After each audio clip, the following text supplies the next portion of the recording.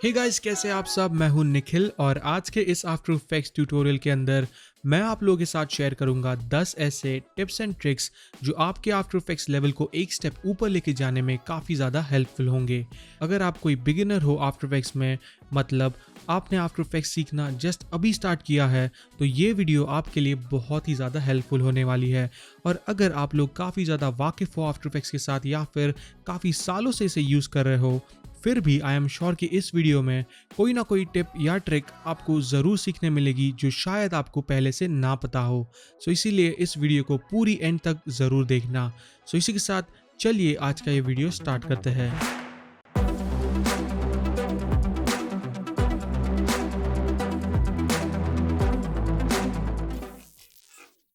Alright, सो यहाँ पे है हम लोग आफ्टर इफेक्ट्स के अंदर, और जो सबसे पहली टिप है मेरे पास आपके लिए वो है यूजिंग शॉर्टकट्स। ये जो टिप है ये हर एक सॉफ्टवेयर में काम आती है, बिकॉज जब भी हम कोई भी सॉफ्टवेयर यूज़ करते हैं हमारा उस सॉफ्टवेयर पे पूरी तरीके से कंट्रोल होना बहुत ही ज़्यादा इंपॉर्टेंट है हमारे वर्कफ्लो को स्मूथ और फास्ट करने के लिए। और शॉर्टकट यूज़ करना हमारे वर्कफ्लो को स्मूथ भी करता है, फास्ट भी करता है, और हमारा जो कंट्रोल है वो इम्प्रूव करता है वो पर्टिकुलर सॉफ्टवेयर को यूज़ करने में। ये जो टिप है ये एक्चुअली है तो बहुत ही सिंपल बट बहुत ही ज़्यादा यूजफुल है। तो यहाँ पे मेरे पास एक स्क्वायर शेप है और मुझे अगर इस स्क्वायर शेप की कोई भी प्रॉपर्टी देखनी है तो मैं उसके शॉर्टकट प्रेस कर सकता हूँ। जैसे मुझे पोजीशन देखना है तो पी प्रेस कर सकता हूँ, रोटेशन देखना है तो आर प्रेस कर सकता हूँ, ओपेसिटी देखनी है तो टी प्रेस कर सकता हूँ, और स्केल देखना है तो मैं एस प्रेस कर सकता हूँ। और उसी प्रॉपर्टी के साथ साथ मुझे उसके कंट्रोल्स भी मिलते हैं जिससे मैं उसे कंट्रोल कर सकता हूँ। बट अब जब इस शेप की स्केल प्रॉपर्टी विजिबल है, मुझे पोजीशन भी देखना है, तो उसके लिए मैं क्या करूँगा, उसके लिए मैं प्रेस करूँगा शिफ्ट होल्ड करके, फिर मैं उसका जो शॉर्टकट है पी वो प्रेस करूँगा। सो इससे मुझे स्केल भी दिखेगा और पोजीशन भी दिखेगा। अब मुझे रोटेशन देखना है तो मैं फिर से शिफ्ट होल्ड करके आर प्रेस करूँगा। ओपेसिटी देखनी है तो शिफ्ट होल्ड करके टी प्रेस करूँगा तो हमें वो प्रॉपर्टीज दिख जाएंगे। सेकेंड जो क्विक टिप है वो है हाइडिंग यूआई एलिमेंट्स। अब जब भी आफ्टर इफेक्ट्स के अंदर हम कभी भी इस तरीके से होवर करते हैं तो हमें जो यूआई एलिमेंट्स है या जो बेसिकली फ्रेमिंग है वो पर्टिकुलर शेप की, तुम लोग देख सकते हो ये ब्लू लाइंस इस तरीके से वो दिखते हैं। अगर मैं सिलेक्ट करता हूँ तो कभी कभार हम इस तरीके से गलती से इन पॉइंट्स को भी सिलेक्ट कर देते हैं। शेप को मूव करने के चक्कर में हम लोग इस तरीके से ये पॉइंट सिलेक्ट कर देते हैं और हमारा जो शेप है वो ख़राब हो जाता है। अब यहाँ पे तो काफ़ी सिंपल सा एक कॉम्पोजिशन है, बट अगर मान लो मैं एक काफ़ी कॉम्प्लेक्स प्रोजेक्ट पे काम कर रहा हूँ जहाँ पे बहुत सारे छोटे छोटे एलिमेंट्स हैं और मुझे कोई भी एलिमेंट को मूव करना है, तो ये काफ़ी ज़्यादा डिफिकल्ट हो जाएगा, क्योंकि मैं गलती से इस तरीके से अगर कोई गलत जगह पे क्लिक कर दूँ या पॉइंट पे प्रेस कर दूँ तो इस तरीके से वो शेप ख़राब हो जाता है। तो इसके लिए मैं क्या करूँगा, शॉर्टकट यूज़ करूँगा कंट्रोल शिफ्ट एच। इससे वो यूआई एलिमेंट्स जो है वो हाइड हो जाएंगे और मैं ईजिली हमारे एलिमेंट्स को मूव कर सकता हूँ। अब जो नेक्स्ट स्टेप है मेरे पास आपके लिए वो है क्लोज कॉम्स। अब यहाँ पे जैसे तुम लोग देख सकते हो मेरे पास काफ़ी सारे कॉम्पोजिशन ओपन है, बट जब भी हम लोग कोई भी क्लाइंट प्रोजेक्ट पे या कोई बड़े प्रोजेक्ट पे काम करते हैं तो हम यहाँ पे बहुत ही सारे कॉम्पोजिशन ओपन करके रख देते हैं और उन्हें क्लोज करने के लिए हम बार बार इस स्मॉल आइकन को क्लिक करते जाते हैं।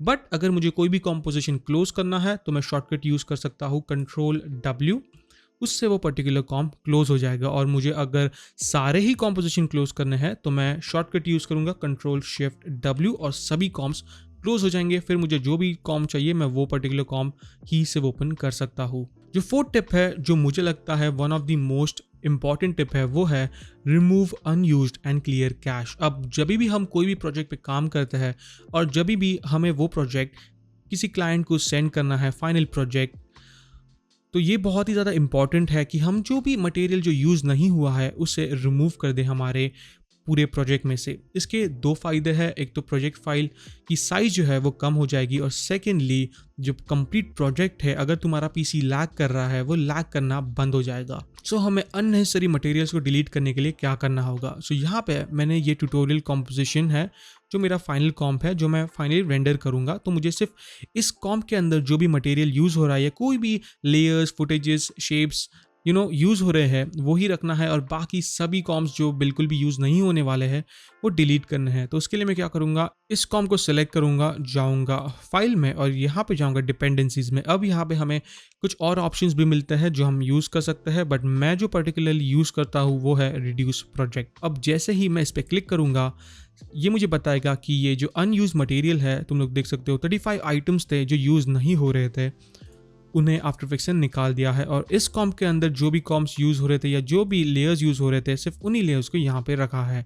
अब अगर समझो गलती से तुम लोग कुछ डिलीट कर देते हो तो तुम लोग Ctrl+Z कर सकते हो, इससे सब कुछ फिर से वापस आ जाएगा। और जो सेकेंड चीज़ है वो है क्लियर कैश। ये बहुत ही ज़्यादा सिंपल है, हमें जाना है एडिट में, पर्ज में, डिस्क कैश। अब इसमें क्या होता है कि हम जब भी आफ्टर इफेक्ट्स रन करते हैं या कोई भी चीज़ प्रीव्यू करते हैं तो वो प्रीव्यू को वो अपने रैम की मेमोरी में और कुछ इफेक्ट्स को अपनी जीपीयू की मेमोरी में स्टोर करके रखता है। अब जैसे जैसे हम प्रीव्यू करते जाते हैं वो सभी मेमोरी को अपने अंदर स्टोर करते जाता है और एक लिमिट पे आके वो मेमोरी भर जाती है। तो जब भी हम ऑल डिस्क कैश करते हैं हमें इस तरीके का एक इंडिकेशन मिलेगा कि कितनी मेमोरी वहां पे स्टोर थी। अब तुम लोग देख सकते हो यहाँ पे थी 359 MB, जबकि प्रोजेक्ट इतना सिंपल है, सिर्फ कुछ शेप्स से और एक बैकग्राउंड लेयर है, फिर भी जो डिस्क कैश है वो 359 MB है। तो जब भी हम कोई भी हैवी रेंडर्स या हैवी 3D एलिमेंट्स यूज़ करते हैं तो डिस्क कैश मेमोरी काफ़ी ज़्यादा बढ़ जाती है। तो मैं यही रिकमेंड करूँगा कि ये जो डिस्क कैश स्पेस है तुम्हारी ये काफ़ी ज़्यादा रखो, तो ऐसे जगह पे उसे स्टोर करके रखो जहाँ पे एम्प्टी स्पेस काफ़ी ज़्यादा है, अराउंड 100 to 200 GB एम्प्टी है, वही हार्ड ड्राइव पे तुम अपनी डिस्क कैश को सेव करके रखो। फिर मैं क्लिक करता हूँ ओके और वो पूरी ही डिस्क कैश मेमोरी को क्लीन कर देता है। अब जो नेक्स्ट स्टेप है मेरे पास आपके लिए वो है स्वैप लेयर्स। अगर हमें कोई भी लेयर को स्वैप करना है, बेसिकली किसी और कॉम्पोजिशन या लेयर के साथ चेंज करना है बिना उसके एनिमेशन को टच किए हुए, तो हम क्या करेंगे। तो इसके लिए मान लीजिए मुझे इस कॉम्प को स्वैप करना है इस टाइपोग्राफी पोस्टर कॉम्प के साथ, तो हम यूजुअली क्या करते हैं, इस तरीके से इसे ड्रैग कर देंगे और फिर इस लेयर को डिलीट कर देंगे। ठीक है, ये तो काफ़ी सिंपल है, बट समझो अगर इस लेयर पे या इस कॉम्पोजिशन पे कुछ एनिमेशन है, तो मान लीजिए मैं एक छोटा सा एनिमेशन क्रिएट करता हूँ यहाँ पे पोजिशन का। ठीक है, तो हमारे पास ये एक सिंपल सा एनिमेशन है। अब अगर मैं फिर से इसे ड्रैग करूंगा, फिर इसे डिलीट कर दूंगा, तो मुझे वो पूरा एनिमेशन फिर से क्रिएट करना पड़ेगा। बट अगर मैं इसे स्वैप करता हूँ, तो अगर मैं इन दोनों को सिलेक्ट करता हूँ और ऑल्ट होल्ड करूंगा और फिर इसके ऊपर ड्रॉप कर दूंगा, तो ये पूरे कॉम्प को स्वैप कर देगा और हमारा एनिमेशन वैसा का वैसा ही रहेगा। अब जो नेक्स्ट स्टेप है वो है ट्रिम लेयर्स। अब हमें मान लीजिए कोई भी लेयर को ट्रिम करना है, तो अभी ये जो कॉम्पोजिशन है वो है 10 सेकेंड का, बट इस कॉम्प को मुझे 2 सेकेंड का करना है। तो हम लोग यूजुअली क्या करते हैं, इस तरीके से पकड़ेंगे और इसे 2 सेकेंड के आसपास ड्रैग करेंगे। अब ये काफ़ी इजी तो है, बट क्या होता है अगर हम बहुत सारे लेयर्स पे काम कर रहे हैं, फॉर एग्जांपल अगर मैं इस कॉम्पोजिशन के अंदर जाऊँ तो मेरे पास काफ़ी सारे लेयर्स है और अगर इन समझो लेयर्स की विड्थ अलग अलग है, कुछ इस तरीके से है।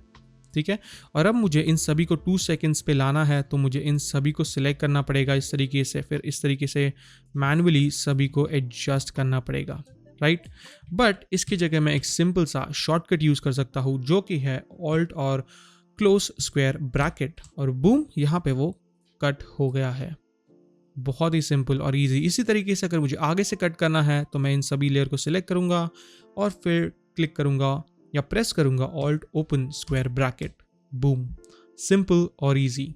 अब जो नेक्स्ट स्टेप है वो है क्रॉप कॉम्पोजिशन। अब मान लीजिए मुझे इस कॉम्प का जो डिमेंशन है वो चेंज करना है, तो हम यूजुअली कैसे चेंज करते हैं, हम लोग Ctrl+K हिट करेंगे जिससे कॉम्प की सेटिंग ऊपर आ जाए, अनलिंक करेंगे और मुझे अब ये जो रेक्टेंगल और स्क्वायर है इनके बराबर हम मेरे कॉम्प को रखना है। तो मैं इस तरीके से मैन्युअली धीरे धीरे इनकी कॉम्प साइज चेंज करूंगा ताकि हम प्रॉपर्ली उसे इस तरीके से सेट कर दे और फिर ओके हिट करेंगे जिससे ये कॉम्प उस साइज़ की बन जाएगी। बट इससे बेटर हम लोग एक बहुत ही सिंपल चीज़ कर सकते हैं।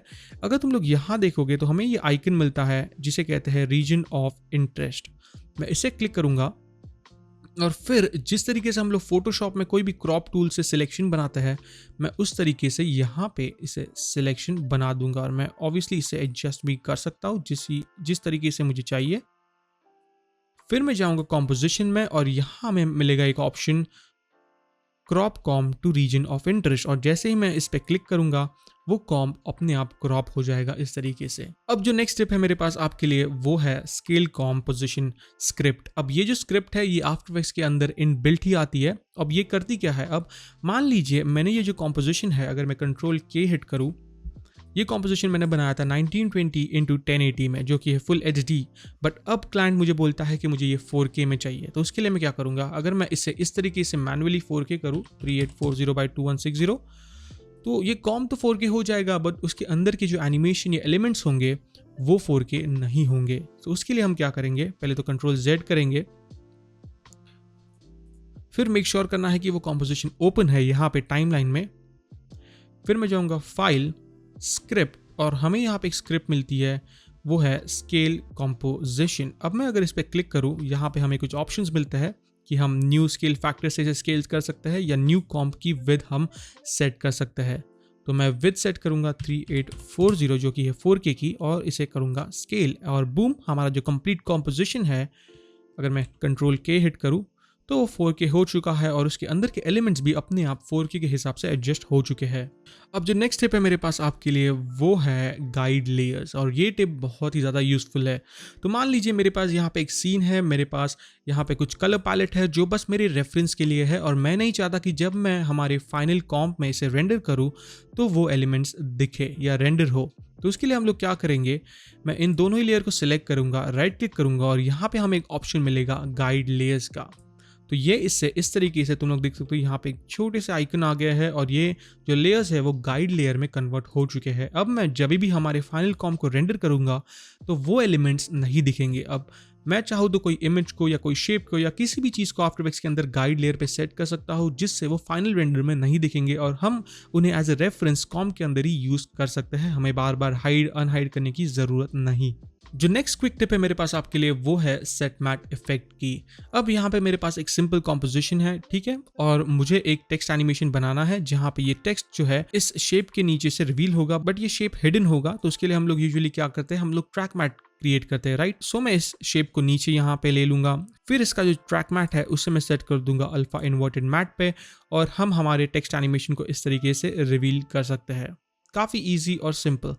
बट अगर मान लीजिए मेरे पास यहाँ पे दो टेक्स्ट है, तो अगर मैं Ctrl+D हिट करके सेकेंड टेक्स्ट क्रिएट करूँ और इसे इस तरीके से मैं मूव कर देता हूँ ऊपर, और इसको हम लोग कहेंगे मोशन डिज़ाइन, ठीक है। ये हमारा जो सेकेंड टेक्स्ट है वो उस पर्टिकुलर शेप से अफेक्ट नहीं हो रहा है, तुम लोग देख सकते हो, ठीक है। तो उसके लिए हम लोग यूजुअली क्या करते हैं, हम लोग इस शेप का डुप्लीकेट बनाते हैं Ctrl+D हिट करके, फिर इसे ऊपर लेके जाएंगे और इसे अल्फा इन्वर्टेड करेंगे, और फिर जाके ये इस तरीके से एनिमेट होगा उस शेप से बेसिकली।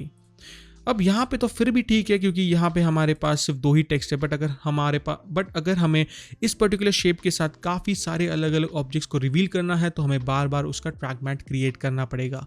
तो उससे अवॉइड करने के लिए हम लोग क्या करेंगे, सबसे पहले मैं इस मैट को डिलीट कर देता हूँ जो सेकेंड वाला था, और इसे सेट कर दूंगा नन पे। इस शेप को मैं यहाँ पे सेट कर दूंगा और इसे हाइड ही रखूंगा, ठीक है। फिर मैं क्या करूंगा, सिलेक्ट करूंगा हमारा लेयर, फिर जाऊंगा इफेक्ट्स एंड प्रीसेट में और यूज करूंगा एक इफेक्ट जिसे हम कहते हैं सेट मैट। और फिर यहां जहां पे ये कहता है टेक मैट फ्रॉम लेयर, इसे मैं सेट कर दूंगा उस पर्टिकुलर शेप पे, ठीक है, और फिर कर दूंगा इन्वर्ट। और फिर इसी इफेक्ट को मैं Ctrl+C करके डिजाइन जो कि हमारा सेकेंड टेक्स्ट है इस पे भी पेस्ट कर दूंगा। अब क्या होगा कि ये जो पर्टिकुलर लेयर है वो भी उससे रीड करेगा, मतलब कि जो मैट है हमारा, जो कि ये शेप लेयर मैट है जो कि हमने हाइड किया हुआ है, वो ये दोनों ही लेयर्स उस पर्टिकुलर शेप को रीड करेंगे और as a track matte use करेंगे। तो हमें बार बार डुप्लीकेट करने की ज़रूरत नहीं। अगर हम चाहे तो और भी इसके डुप्लीकेट्स बना सकते हैं, और हमें बार बार ट्रैक मैट करने की ज़रूरत नहीं पड़ेगी, और ये प्रॉपरली उस पर्टिकुलर शेप को रीड कर लेगा सेट मैट इफेक्ट के थ्रू। सो ये थे मेरे 10 क्विक टिप्स आपके लिए। आई होप आप लोगों को ये क्विक टिप यूजफुल लगे होंगे। बट यहाँ पे ये वीडियो ख़त्म नहीं होता है, मेरे पास एक बहुत ही सिंपल और बोनस क्विक टिप है जो कि है स्नैपिंग से रिलेटेड। अब अगर मेरे पास मान लीजिए ये शेप है और इस पर्टिकुलर शेप को मुझे प्रॉपरली यहाँ पे अलाइन करके सेट करना है हमारे कॉम्पोजिशन के कॉर्नर में, तो मैं मैनुअली करने जाऊँगा तो काफ़ी ज़्यादा टाइम लगेगा क्योंकि मैं प्रॉपरली इसे अलाइन करूँगा मैनुअली, और फिर भी हो सकता है ये प्रॉपरली अलाइन ना हो। तो उसके लिए हम लोग क्या करेंगे, उसके लिए हम लोग टर्न ऑन करेंगे स्नैपिंग को। यहाँ पे इसे मैं टर्न ऑन कर दूंगा, और फिर जब मैं इस पॉइंट पे प्रेस करके या क्लिक करके इसे ड्रैग करूंगा तो इस तरीके से यहाँ पे ये स्नैप हो जाएगा। और सिर्फ कॉम्पोजिशन के साथ ही नहीं, ये कोई भी एलिमेंट्स के साथ भी स्नैप हो जाएगा जो कि इस कॉम्पोजिशन में है, कुछ इस तरीके से। अब मैं जो भी कॉर्नर पे पकड़ूँ और इसे ड्रैग करूँ, ये इस तरीके से यहाँ पे स्नैप हो जाएगा। तो ये काफ़ी ज़्यादा यूज़फुल होता है अगर हम प्रॉपरली पिक्सल बाय पिक्सल कोई भी डिज़ाइन क्रिएट कर रहे हैं या कोई भी एनिमेशन क्रिएट कर रहे हैं, तो ये वहाँ पे बहुत ही ज़्यादा यूज़फुल हो सकता है। So that is a wrap guys. I hope आप लोगों को आज का ये वीडियो अच्छा लगा होगा, और अच्छा लगा होगा तो कमेंट चेक करके ज़रूर बताना ताकि मुझे पता लगे। और अगर तुम लोग मेरा वीडियो पहली बार देख रहे हो तो यार सब्सक्राइब ज़रूर करना और लाइक भी ज़रूर करना इस वीडियो को। तो मैं तुम लोगों से मिलूंगा अगली वीडियो में, तब तक के लिए take care and always stay raw, stay creative, peace out.